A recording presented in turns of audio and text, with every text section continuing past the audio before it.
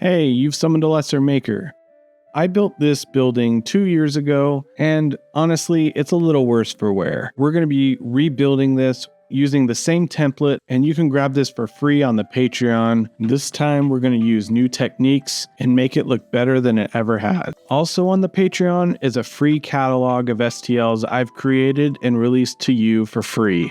I want it to be a free resource for you, so go check it out, and if you find value in it, it's only $2 a month to help support the channel. You don't have to use 3D prints to make this stuff though. I bought an original kit of the Mordheim terrain set that was released way back when, and I made a mold of it and I recast them all the time. It works really great for this. I'm starting with the bottom floor for obvious reasons. I had to modify the template slightly just to make sure that it would fit on the terrain board in the same spot that the old build would. I did a deep dive on how I do my stonework last time, so if you're interested in this process, go check out that last video. Basically, you're going to texture foam, punch the bricks with the punch tool, and then assemble it. I wanted to add a turret to this front part of the building just to add a bit more variety and ramshackleness, if that's a word, to the build. And so I used a toilet paper roll, then I covered it with popsicle sticks that I tore up and then glued it on. It's really simple and it definitely does the job. I wanted to make the rest of the structure look like it was constructed entirely from wood. So I cut out the basic shapes and foam core, and then I coated all of it with balsa wood and popsicle sticks. Having the variety of materials adds a lot of different texture and variety, and I made sure to add the windows just by pressing them in, and then wherever it was indented, I just cut out that basic shape. You can really tell just by the added texture that this build is going to look far superior than the previous one. Now let's talk a little bit about the roof. Overall, I'm really happy with the shape of this, but between the coffee stirrers and the cereal board I used for the corners of this, I just don't think it's held up well. It's pretty fragile, and I think I'm going to swap that material out for some balsa wood skewers for the corners, and then giant jumbo popsicle sticks for the middle, and that will really make this robust. And once all that's glued together, I think that is going to really stand the test of time a bit more.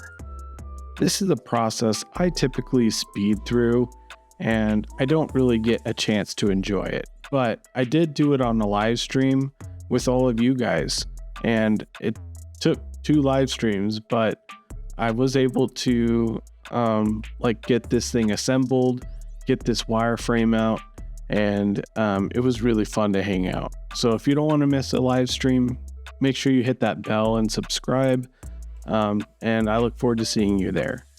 I pulled down the terrain board, and I wanted to fit it in place, make sure that it was fitting okay. Unfortunately, the foundation just wasn't quite big enough, so that's going to be a problem I'm going to have to solve later. I've also been doing other projects on the live streams too. I kit bashed and painted an entire Dwarf Treasure Hunters warband.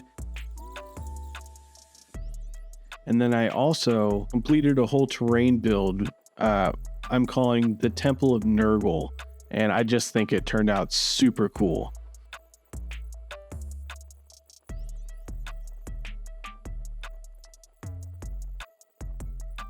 I'm really loving the shape of this tower, and I even added a bit of a jut out on the side of it. That was in my original template that I never even got to do on my last build. So that was really fun to kind of incorporate that finally. And I also wanted to make the roof playable, so I started adding some scaffolding to kind of see how it would work. Now it's time to start on the interior, and so I designed a spiral staircase that I 3D printed out on my FDM printer. I stacked it on top of itself and glued it in. These are things that you can obviously scratch build yourself, but 3D printing it saves me a bit of time and helps me get these videos out faster. Again, this is going to be another free file that you can download and use for free on my Patreon. Now it's time to start incorporating this into the board, and the foundation this is standing on wasn't quite big enough, so I extended the footprint a little bit with some popsicle sticks just to make it look a little bit more ramshackle, and that made it fit really easily. And then I just glued it in with hot glue. Now, because I made this structure so open, it almost will look like it's impossible for it to stand. So I'm going to add a ton of supports and scaffolding to make it look like this building was maybe attempted to be saved or something after the meteor strike hit Mordheim. And it's plenty strong enough to hold a brick, so I think it's going to be plenty strong enough to play on. I added some air dry clay and textured it with concrete to act as plaster. It's not glued on yet. And I finally glued on the roof, and man, that was a really good feeling. Adding the scaffolding and supports on the outside of the structure and to the roof later is going to really open up the playability of this building in ways that a lot of my other buildings don't really get.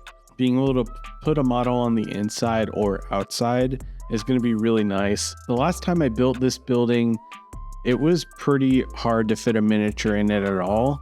And now I'm going to have so many options to the player. And really, that's the real key to a good board for gameplay. It's just giving options. I also printed this gibbet on my FDM printer, and it is literally mind-blowing that you can get prints like this on a printer. So that one's going to be free on the Patreon as well. I'm sure it's a shock to no one at this point. I added a super glue lid to the very peak of the roof, just kind of act as a weather vane or lightning rod. And then I wanted to add a chimney, so I grabbed a box of chess pieces at an antique store, and I felt like this one would be perfect. So I stuffed it with some green stuff. That way I had a lot of surface area, and I cut it at an angle and then hot glued it right onto the board. So I'm using self-adhesive cork and zigzag scissors to make shingles, and you just cut it into strips and make sure that you're using a flat sheet and not a roll, because I've heard some people in the past say that it curls up again and kind of pops off before they could glue it down permanently with some PVA glue.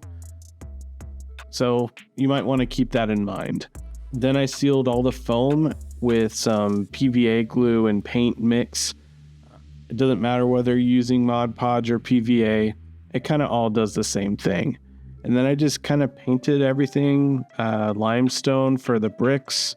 I did a really dead bluish gray for the wood to really make it look like it was dried out. And I really like the look of that. Sometimes I add a little bit of green to kind of make it look a bit mossy as well. And that does kind of make a good effect.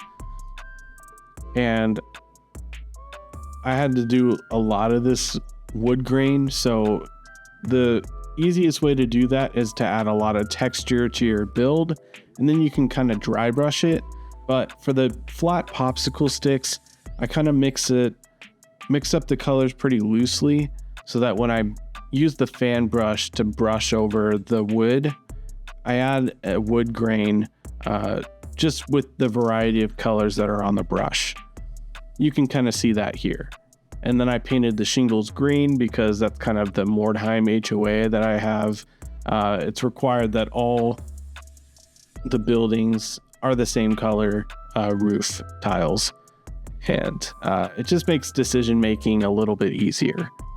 Painted the gibbet and all the metal colors like oxidized copper or brass, and all the windows and openings like doors as well, just to make them easily identifiable as something you could shoot through or walk through.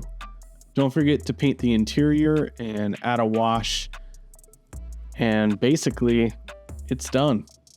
And this build just turned out so cool. I'm in love with it. I hope you guys like it too. Let me know what your thoughts are in the comments below. Then I sponged in all the roads again because it kind of got oversprayed with some black. So now that we got this project finally finished, and oh my gosh, I am so freaking happy with it.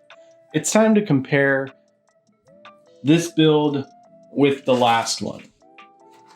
And I think it's safe to say that we've improved in basically every aspect here. Playability, just atmosphere. I feel like I built this one yesterday. You know, it didn't really feel like that long ago. But when trying to apply everything I learned onto this one, I realized how different my techniques are from this, and like how many lessons I had learned. And as a maker, I really appreciated kind of like going back in time and seeing what I did differently and what I could improve on. So I would recommend that you do something similar. Download a template like this tower and then revisit it after a few months or years and see how well you improve. Yeah. I think it's definitely worth doing. All right, I think I'll stop rambling. I really appreciate you guys watching, and I hope you enjoyed this video. I hope you have a good one.